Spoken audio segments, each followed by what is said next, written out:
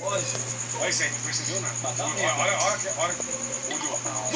Nossa, velho. É, meu, não é legal ter um pepino nas tuas costas, né? Não, é. Você toma susto Você mesmo. também ia dar um pulo desse. Olha isso. Olha, a corujinha completamente embriagada.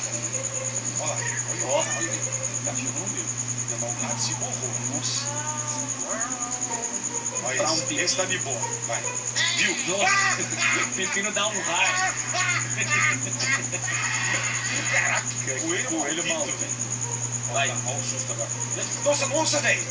Olha o susto que esse gato leva, meu. Olha o tamanho dos pepinos que arrumaram também. Putz. Parece um cacetete. Esse filho é que ele da parede. Mas é Vai. um tomou já. Nossa. Esse leão só ri também. Olha o susto que o malhadinho tomou, velho.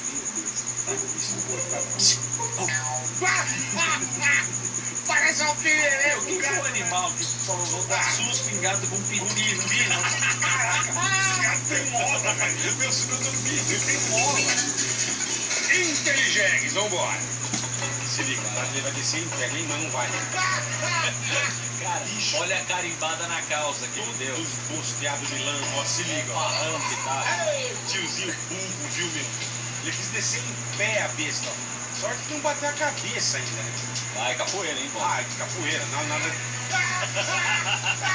Para o pé do casal namorando! Olha que cara burro, velho! Nossa, que vergonha. Olha a estrela ridícula, perdeu. Aí ele pega embaixo da ladeira, olha como ele vem. Cai que nem um Olha torto. que careca trouxa. Vai, esse Boa, sabe legal, jogar. sabe tudo, vai. Vai. Beleza. Pega a bola. Vai perder o óculos. O jumento, ele perdeu a bola e o óculos. Presta atenção. Olha o óculos velho indo embora. Vai, pula atrás, Ela tá em trouxa. cima do Machu Picchu. Isso, pequeno, é. cara. Tá no Monte Everest, com aquela cueca dele que horrorosa. Vai. O que ele vai fazer?